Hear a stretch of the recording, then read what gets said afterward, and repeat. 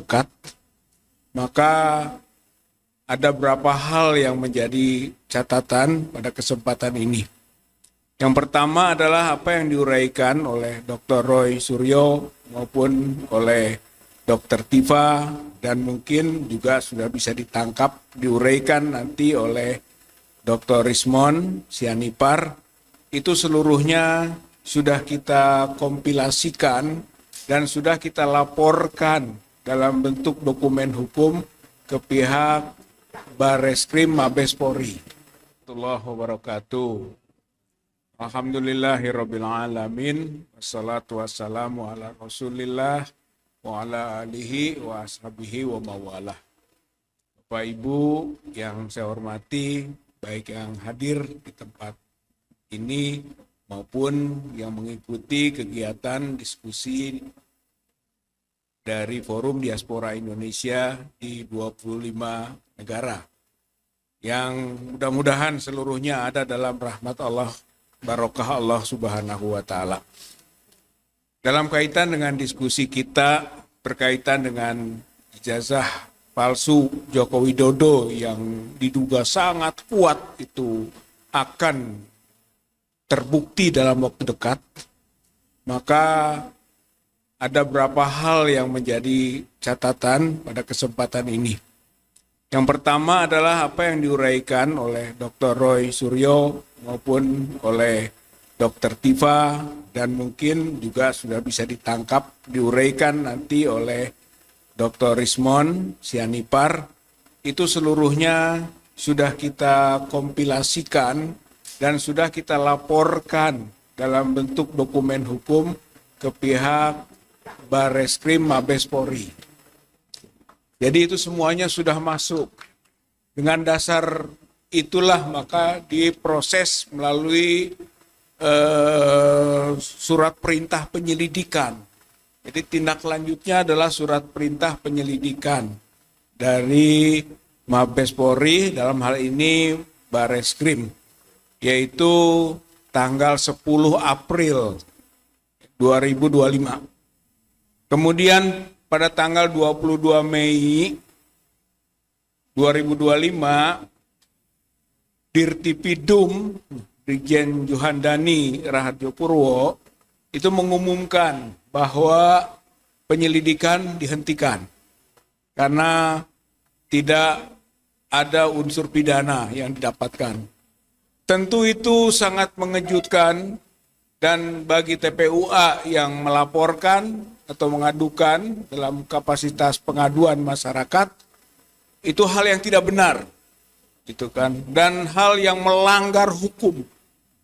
Maka kita mengajukan keberatan pada tanggal 26 Mei 2025.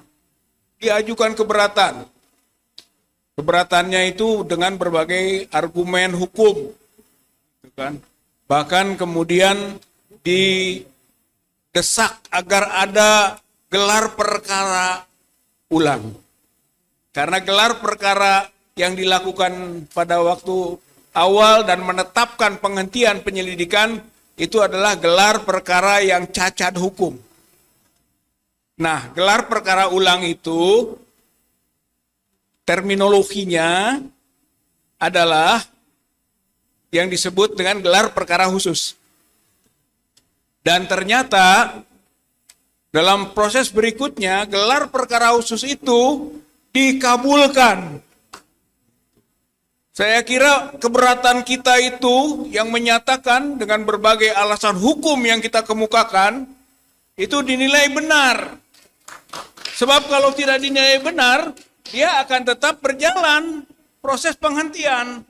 Tapi ini tidak, yaitu gelar perkara khusus dikabulkan tanggal 3 Juli yang lalu, yang kemudian ditunda tanggal 9 Juli 2025 yang akan datang. Dengan gelar perkara khusus inilah sekarang kita punya harapan.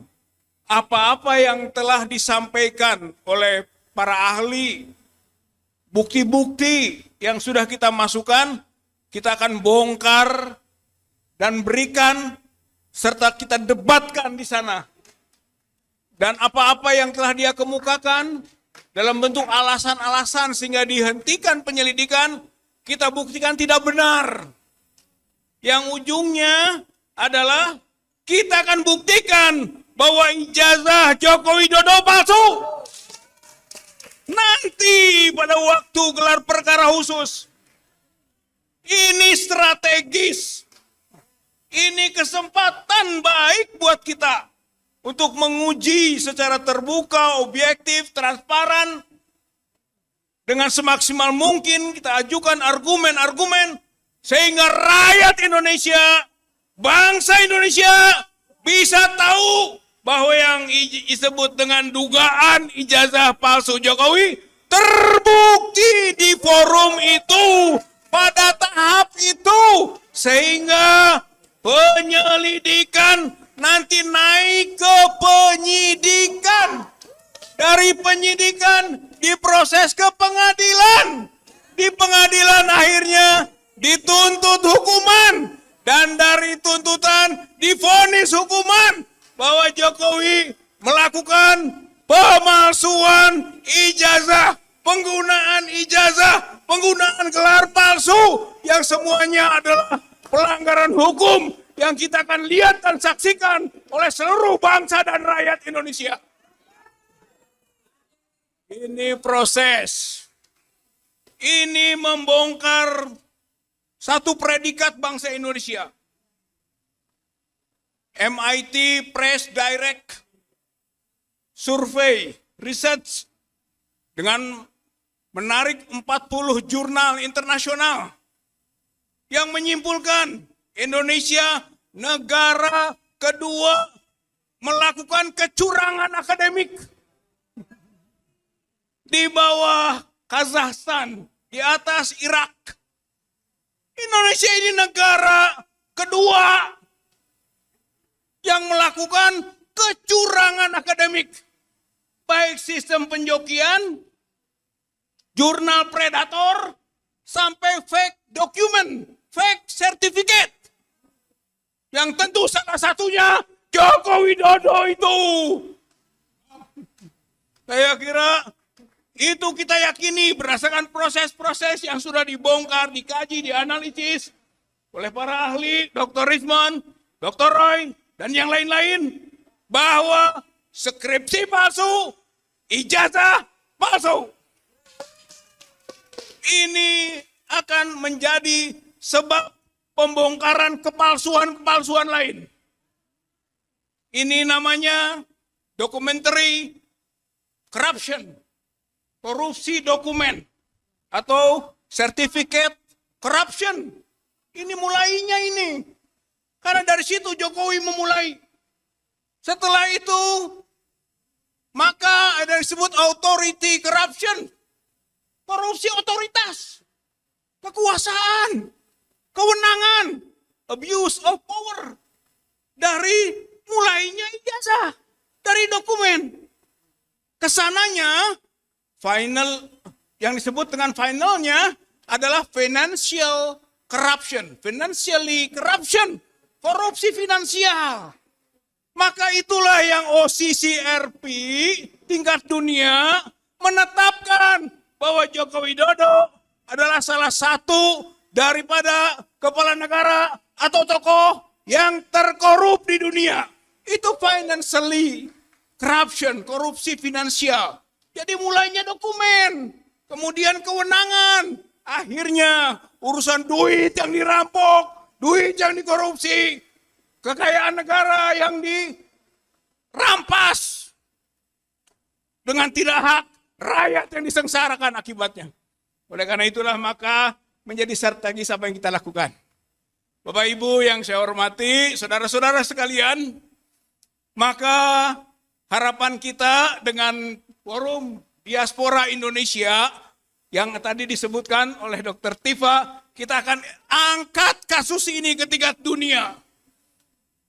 Kita berharap nanti bukan hanya ada universitas di dunia ini, di berbagai daerah dan negara kita yang ada mungkin diaspora kita, atau juga lembaga-lembaga riset yang ada dalam skala internasional, bisa mengangkat dokumen ini Jadi yang sudah dianalisis oleh Dr. Rismond, oleh Dr. Roy, coba itu dibawa, karena itu sudah cukup itu. Bawa ke lembaga-lembaga riset internasional.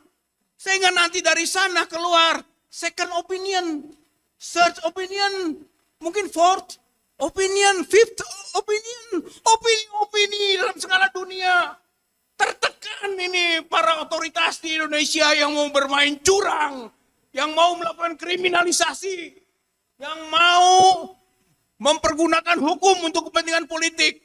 Kalau ditekan oleh dunia, karena ini persoalan bukan persoalan nasional, apalagi lokal. Ini internasional. Dan kita buktikan melalui kegiatan Forum Diaspora Indonesia. Mudah-mudahan ya, ini jadi jalan dari Allah Subhanahu wa Ta'ala untuk menunjukkan bahwa kebenaran menunjukkan jalannya. Kebenaran menemukan jalannya sendiri dengan pembuktian, kejujuran, kebenaran, keadilan akan tegak pada waktunya. Insya Allah Bapak Ibu berjuang di sini tidak sia-sia. Akan nanti tunjukkan Allah. Fathun Qorib, kemenangan sudah dekat. Sudah dekat Bapak-Bapak Ibu-Ibu. Bola sudah di kotak penalti. Ini kotak penalti bola. Tinggal ditendang. Gol. Palsu.